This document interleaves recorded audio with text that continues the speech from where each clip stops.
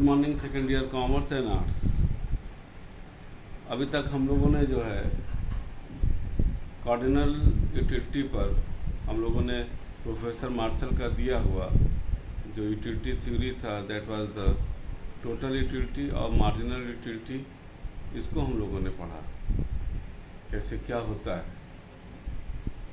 Utility का जो major concept होता है, utility can not be measured, but in the cardinal utility we have observed that according to Professor Marshall, utility can be measured, and so many economics think that this is the wrong assumption, utility can be measured। तो जो एक निकल के आया कि क्या utility major किया सकता है, क्योंकि यूटिलिटी जैसे हम लोग कहते थे कि एक एजम्पशन पर चल रहा था कार्डिनल पर कि यूटिलिटी जो है हम नंबर पर ला सकते हैं 1 2 3 4 5, लेकिन क्या ये संभव है? अगर देखा जाए तो ये संभव नहीं है। The utility differ from the person, place and the things, माने it is the relative matters, it varies with the income, taste, habits, time and uses. As such we commit mistake when we try to measure utility. भाई सबका utility अलग है, आपको कोई पसंद है तो वो आपका है, आप उसको कैसे ले लोगे? तो सेकंड ये डिफेक्ट था। द थर्ड था the cardinal utility analysis was based on the wrong assumption that the marginal utility of money remain the same. तो ये सारा जो डिफेक्ट था had led to the formulation of the demand theory based on the consumer preference.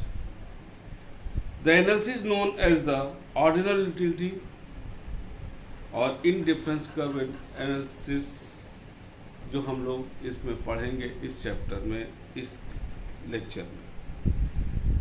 This analysis eliminates the necessity of measuring the utility and principle of diminishing marginal utility में जो भी दिक्कतें थी उसको हमने किया। अगर हम लोग बात किया जाए कि difference of the cardinal utility and marginal utility, तो हम लोग पाते हैं कि अगर हम कार्डिनल की बात करें तो आएगा जैसे कार्डिनल है और ये ऑर्डिनल है। ऑर्डिनल जो होता है ये actually on the basis of order यानी प्रेफरेंस पर चलता है। हमको ये पसंद है, हमको ये ज़्यादा पसंद है, हमको ये कम है, इस पर चलेगा, नहीं कि इस पर 1 2 3। अगर हम इस पर बात करेंगे यहाँ आ जाएगा 1 2 3 4 या 5, लेकिन जब हम ऑर्डिनल पर बात करते हैं तो आ जाएगा फर्स्ट, सेकंड, थर्ड, फोर्थ, ये इस तरीके से ये चलने लगता है। The utility from the commodity can be measure cardinally in some sort of units. According to the cardinal number system, consumer can say that he prefer the consumer A commodity A twice as the much commodity B. That is, he can express his magnitude of his preference of a commodity in concrete numerical terms. According to the ordinal number of system, the consumer can indicate his preference. वो यहाँ पर ordinal में preference देता है कि हमको ये ज़्यादा पसंद है अगर 2 कम्युनिटी है और हमको ये पसंद है, ठीक है ना। जैसे एक एग्जांपल दिया है इस किताब में, he can express his preference of commodity say commodity A to the commodity B, but he can not say how much he prefer commodity A to B. Thus the cardinal number express ordinal number express the preference of the consumer to different goods, ठीक है। तो ये आपको बेटा समझ में आ गया what is the ordinal preference. Ordinal theory of जो ये दिया था इसको प्रोफेसर हिक्स ने दिया था, जो दिया है it was in 1881 the British economics Edgeworth first propounded indifference curve analysis in his book Mathematical Physics। The concept was further developed in 1906 by Italian economist Pareto. In 1930, the British economics W. E. Johnson, and in 1915, the Russian economics Stutzy. The credit of branding this analysis an important tool of the theory demand after 1934 goes to Higgs. इसीलिए इसको बोला जाता है Higgs theory. They presented it the scientific form in their article titled The Reconsideration of the Theory of Value. It was discussed in detail by Higgs in his books Value and Capital. अगर हम ordinal theory की हम assumption की बात करते हैं तो आता है पहला rational behaviour of the consumer. It is assumed the customer हमेशा रैशनल होता है, उसको पूरा कंप्लीट इंफॉर्मेशन होता है about the economic environment. Third point है concept of originality, the indifference curve analysis is based on the concept of the ordinal utility. चौथा है state of preference. Another assumption of this analysis is that consumer is able to arrange the available combination of goods according to his preference or indifference for them, जो भी हम 5 minute बाद 2-4 minute बाद हम graph के जरिए आपको बताएंगे। पांचवा है diminishing marginal rate of substitution. यहाँ सब्स्टिट्यूशन का मतलब होता है कि एक जगह से जो जैसे जैसे कंजम्पशन बढ़ता है वो एक यूनिट से दूसरे यूनिट पर जो शिफ्ट करता है। It mean as the stock of commodity increases, जैसे जैसे स्टॉक कंज्यूमर के लिए सामान बढ़ता जाता है वो दूसरे ही substitute it for the other commodity at a diminishing rate, वो दूसरे पर चला जाता है। ठीक है ना, ये आपका यहाँ पर कुछ चीजें था। अब हम लोग एक चीज एनालिसिस करते हैं, what is the indifference curve, क्योंकि इतना तो आ गया कि आपका ऑर्डिनल थ्योरी प्रेफरेंशियल थ्योरी होता है और ये चलता है आपका इनडिफरेंस कर्व। तो ये चीज बनता है इनडिफरेंस कर्व होता क्या है। सीधी बात है, इनडिफरेंस कर्व का अगर हम लोग मीनिंग निकालेंगे और वो इंग्लिश मीनिंग जो डिक्शनरी में है वो है उदासीन। एट ए पर्टिकुलर लेवल जब दो प्रोडक्ट है और दोनों प्रोडक्ट पर अगर उसको समान यूटिलिटी मिलता है तो वो उस पॉइंट पर वो उदासीन रहेगा। भैया ए भी ले सकते हैं, बी भी ले सकते हैं, that is the indifference curve. इसी को इनडिफरेंस का मतलब उदासीन होना। उदासीन का मतलब at a particular point the consumer is indifference because he is getting the same utility on the two both goods and उसके लिए दोनों में कोई अंतर नहीं है। लेकिन अब देखो हम जो बता रहे हैं इसमें दिया है the indifference curve technique imply that every consumer has scale of preference. उसका अपना अपना स्केल ऑफ प्रेफरेंस है, वो किसको पसंद करे और किसको ना करे। By scale of preference we simply mean that the consumer inclination और preference for two given goods. अब उसका हमने जो बताया ए गुड्स की B goods, various combination of these goods. क्योंकि यहां पर बताइए इनकम अगर जो भी है उसमें आपको ए गुड्स लेना है कि बी गुड्स, सिर्फ ए लेना है तो बी नहीं मिलेगा, सिर्फ बी लेना है तो ए नहीं मिलेगा। तो आपको उसमें एक कॉम्बिनेशन सेट कर रहा है। इसी को various combination of these goods can be represented through the scale of preference. The consumer remain indifferent in his choice of any particular combination. On the basis of this combination, we can easily draw the indifference curve. The amount of satisfaction obtainable from any one of these commodity shall remain the same. ठीक है, before हम लोग study करें कि indifference curve क्या होता है, it will be very necessary to study the what is the indifference schedule. If we define the what is the indifference schedule, तो ध्यान दीजिएगा, to understand the indifference curve it is better to start with the indifference schedule. A list of the combination, हम एक आपको कब यहाँ पर एक लिस्ट बनाएंगे, उसको ध्यान से देखिएगा यहाँ पर, ठीक है। और इसी को हम थोड़ा सा एक्सप्लेन करेंगे। ए इंडिफरेंस शेड्यूल है, ठीक है।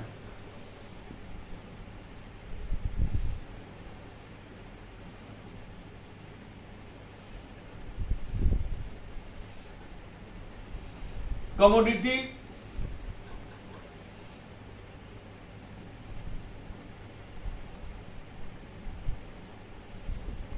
ए बी सी डी ई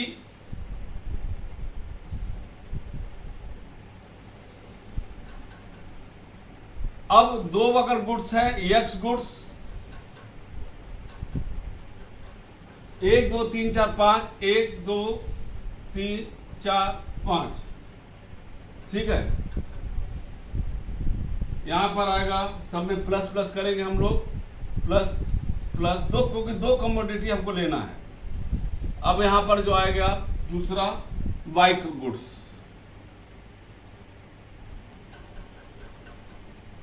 20 16 13 11 और 10। अब इसको ग्राफ के भी जरिए हम बताएंगे कि यहां पर क्या हुआ कि आप अगर एक गुड्स एक्स का लोगे, लिमिटेड आमदनी है, आप एक्स लोगे 1 तो आपको मिलेगा वाई 20। यदि आप वाई गुड्स को फॉरगो कर रहे हो, सेक्रीफाइस कर रहे हो, आप 4 घटा रहे हो तो ये सब्स्टिट्यूट कर रहे हो, आप इसका एक्स का गुड बढ़ जाएगा, फिर आपका 13 से 3 हो जाएगा, और फिर ये फिर घटा रहे हो वाई गुड्स को तो 11 से ये 4, ये बढ़ेगा तो ये घटेगा। लेकिन यहां पर लिमिटेड इनकम, ये कॉम्बिनेशन आपको बना रहा है, ये 10 और ये 5। अब अगर इसको हम इस ग्राफ को, इसको ग्राफिकल हम प्रेजेंटेशन करें, इसको अब अपने कॉपी में नोट कर लीजिएगा। वैसे भी आपको जो है मैंने पीडीएफ इसका भेज दिया है, आप उसको अध्ययन करना, ठीक है ना। आज आपको मिल गया होगा पीडीएफ, उस पीडीएफ में मैंने आपको पहले चैप्टर का और इस चैप्टर का पूरा मैंने भेज दिया था, ताकि किसी भी बच्चे के पास अगर वो किताब नहीं है तो उसको दिक्कत ना हो। तो इसको अब हम देखो, यहाँ पर फिर से देखो, अगर वो अपने लिमिटेड इनकम में अगर एक सामान खरीदता गुड्स का तो 20 खरीद सकता है 20 का। जब वो 20 को 16 पर करेगा, वाई को कम खरीदेगा तो ये एक्स गुड्स को बढ़ा सकता है। फिर 16 को 13 करेगा तो ये 3 ले लेगा, इसको बढ़ा देगा। फिर इसको कम करा 11 तो इसको बढ़ा देगा, इसको कम करा 10, इसको कर देगा 5। तो ये एक 5 कॉम्बिनेशन इसमें बताया गया है, और ये 5 कॉम्बिनेशन जो लिमिटेड इनकम पर है उसको सेम सेटिस्फैक्शन उसको मिलेगा। अगर हम इसको क्या कहते हैं कर्व के जरिए, यानी कि जो हम ग्राफ के जरिए अगर हम प्रेजेंट करें, तो इसको ध्यान से देखना, इसको मिटा दे रहे हैं, हम ग्राफ का हम ग्राफ बनाने जा रहे हैं।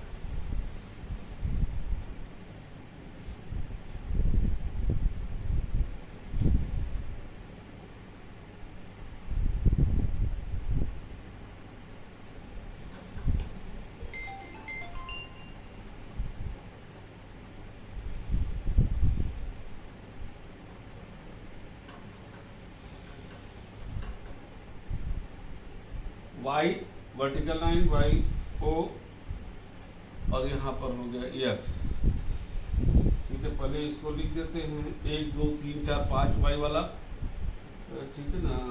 एक्स गुड है और ये वाई गुड, तो हम एक्स गुड्स और इसको कर देते हैं वाई गुड्स, ठीक है ना। अब वाई गुड्स, अब देखिए आपका, अब जो कॉम्बिनेशन मैंने बताया था बेटा उसको ध्यान से दो। यदि एक्स गुड, एक्स ये है, एक्स गुड 1 था, 1 2 1 2 3 4 और 5, ठीक है। और उसके बाद इसको चलते हैं 2 4 6 8 10, 2 2 से लेते हैं, 2 4 6 8 10 12 14 16 18 और 20। अब देखिए कॉम्बिनेशन हम बना रहे हैं। पहला कॉम्बिनेशन है आपका B20, आपका वाई गुड्स है तो 1 एक्स गुड, यानी ये यहां पर आ गया, ये हम लाइन से खींच देते हैं, ये यहां पर आ गया, थोड़ा सा टेढ़ा हो जा रहा है।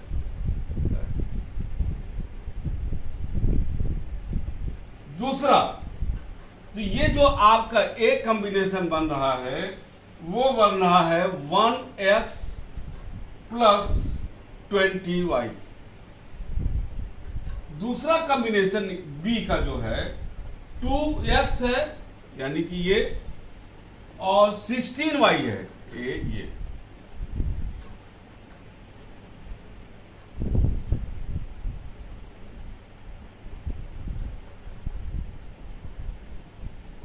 तो ये जो बी कॉम्बिनेशन है ये 2x प्लस 16y ये हो गया।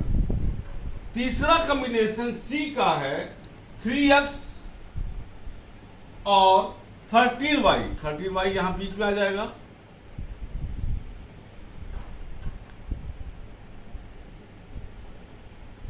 सी कॉम्बिनेशन 3x प्लस 13y ये आ रहा है। चौथा जो कॉम्बिनेशन डी का है 4x और 11y, तो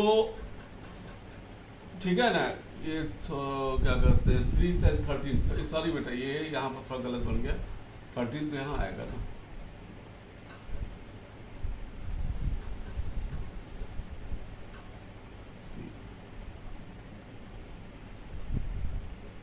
ठीक, अब ठीक हो गया। अच्छा अब आ रहे हैं डी पर। डी में था 4x और 11y, ये एक्चुअली 11 के पर ही चला गया, ये यहां आ गया, ये डी हो गया 4x प्लस 11y। अब आ रहे हैं हम, ये आपका डी हो गया। ई कॉम्बिनेशन है 5x एंड 10, तो ये आपका 10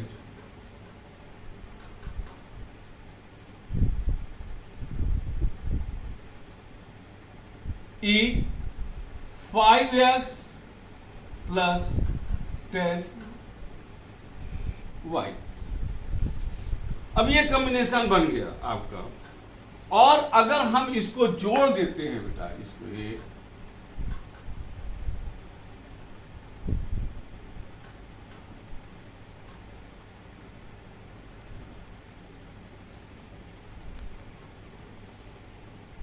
आईसी इंडिफरेंस का, ये आपका तैयार, एकदम सटीक बन गया है, एकदम बहुत बढ़िया। ये आपका यानी कि जो हमने बताया था कॉम्बिनेशन, और इसमें वो सेम लेवल ऑफ सेटिस्फैक्शन पा रहा है, ठीक है ना, कि यहां पर ठीक है। और ये देखो ये left to right down sloping चल रहा है, और डाउन स्लोपिंग क्या क्यों है, द आंसर इज दैट, कोई आपसे पूछ भी सकता है कि वाई फ्रॉम ये डाउन स्लोपिंग को क्यों है, उसका क्वेश्चन आंसर हम बता रहे हैं। The answer is that one move from one point to another, he is adding units of one product and thereby adding to his total utility. Obviously he must give up unit of the other product and the subtract from this utility. यानी यदि हम y को y से second b पर आ रहा है तो y को सेक्रीफाइस कर रहे हैं, तब तो हम x को ऐड कर रहे हैं, c पर फिर y को सेक्रीफाइस कर रहे हैं तो फिर हम ऐड कर रहे हैं x में, यही चलता जा रहा है, ठीक है। Obviously he must give up units of other product and thus subtract from his utility if his total utility is to remain unchanged as the indifference concept require। For example यहां पर जो दे रहा है वही चीज यहां पर है कि ये आपको बता रहा है, दैट्स वाई यहां पर ये फ्रॉम लेफ्ट टू राइट जाता है। एक क्वेश्चन जो आपको अक्सर पूछा जाता है कि property of the indifference curve, अगर property of the indifference curve की बात बताएंगे तो पहला पॉइंट आएगा, all points on indifference curve reflect equal utility in the equilibrium. ये जितना भी कॉम्बिनेशन है इस पर सेम यूटिलिटी उसको मिल रहा है, इसीलिए इंडिफरेंस इसका नाम दिया गया कि भैया जब हम मान लीजिए हमारे पास 100 रुपया इनकम है और 100 रुपया में हम यही ले या ही ले, हम इसको कम करें तो इसको ज्यादा करें, जो भी कॉम्बिनेशन सेट करेंगे उसमें मुझे यूटिलिटी हमको सेम मिलेगा, तो वो वहां पर उदासीन रहता है कि किसी भी यूटिलिटी पर हम किसी भी कॉम्बिनेशन पर जा सकते हैं। This is the first point of the property, and the second point is higher indifference curve represent the high level of satisfaction, ठीक है ना। indifference curve slow down from the left to right, ये हमने prove कर दिया जाए कि left to right क्यों जाता है, क्योंकि ये रेट ऑफ सब्स्टिट्यूशन है कि if we are giving up the y commodity with the preference of the X commodity and adding the X commodity at a fixed क्या कहते हैं income। और तीसरा जो है इन डिफरेंस कर्व कभी भी एक दूसरे को काटते नहीं है, ठीक है ना। ये नहीं कि ऐसे गया तो ऐसे गया या जो है ऐसे जा रहा है, ये काटेगा नहीं, क्योंकि सेम अगर सेम लेवल ऑफ सेटिस्फैक्शन नहीं रहेगा तभी जाकर के काटेगा। लेकिन चूंकि इनकम फिक्स है और वो क्योंकि कॉम्बिनेशन सेट कर रहा है और इनकम सेम है, इसीलिए कभी भी वो ग्राफ को काटेगा नहीं। Indifference curve are convex to the origin, ठीक है ना। ये आपका कॉन्वेक्स, तो स्टेबिलिटी ये जो है तुम्हारा ये इस तरह से अगर देखा जाए तो इस पर अगर हम बनाएं इसको ये हमेशा ये जा रहा है, ये यहां से और यहां तक ये जा रहा है, इधर इधर दोनों एक दूसरे को यहाँ पर टच नहीं कर रहे लेकिन जा रहे हैं, ठीक है ना। तो ये indifference curve may not be parallel, खैर सब तो चीजें अलग है। तो ये था बेटा आपका इनडिफरेंस कर्व, ठीक है, कि इनडिफरेंस कर्व क्या होता है। तो हम लोगों ने देखा कि इनडिफरेंस कर्व जो होता है वो मूलतः आपके ऑर्डिनल यानी कि on the basis of order and on the basis of the preference पर ये चलता है, ठीक है। जबकि cardinal on the basis of the वो क्वांटिटी मेजरेबल था, इसमें मेजर न रहकर कि इसमें प्रेफरेंस को दिया गया है कि प्रेफरेंस। तो ये देखा जाए तो ये कहीं ना कहीं जो हमारा इनडिफरेंस कर्व एनालिसिस है ये कहीं ना कहीं एक ओरिजिनलिटी बढ़ जाता है कि कोई भी व्यक्ति ये कह सकता है कि मुझे ये पसंद है, मुझे केक पसंद है, मुझे चॉकलेट पसंद है, हमको चॉकलेट केक से ज़्यादा पसंद है, ये कहा जा सकता है। लेकिन कोई ये नहीं कह सकता कि हमको अगर क्या कहते हैं केक की अपेक्षा हमको 80 टाइम्स, हमको 2 टाइम्स, हमको 3 टाइम्स हमको चॉकलेट ज़्यादा पसंद है, ये numerically that can not be presented. तो just to remove the defect of the cardinal utility, the professor has presented the indifference curve. In the next class हम लोग इसी इंडिफरेंस कर्व को अलग अलग तरीके से हम करेंगे कि अगर इनकम घट रहा है और बजट लाइन क्या होता है, इनकम घट रहा है तो क्या चेंज होगा, इनकम बढ़ रहा है तो कैसे होगा, इन सारी चीज़ों पर। यदि एक्स का प्राइस घट रहा है तो बढ़ रहा है, वाई का प्राइस घट रहा है बढ़ रहा है, तो क्या ग्राफ बनेगा, उसको नेक्स्ट क्लास में एनालिसिस करेंगे। तब तक हमने आपको बताया भी, हमने आपको जो है पीडीएफ भेज दिया है जिसमें सब आपको पॉइंट मिल जाएगा, तो उसको देखिएगा, ठीक है। और जो भी इसके अलावा जब भी हम इसको हो सकता है कि संडे को हम जो भी क्लास रखें आपको ऑनलाइन, उसमें आप क्वेश्चन पूछिएगा, हम उसका आंसर दे देंगे, ठीक है। तब तक के लिए आप पढ़िए और नेक्स्ट क्लास में हम फिर मिलते हैं। तब तक के लिए good day and good bye.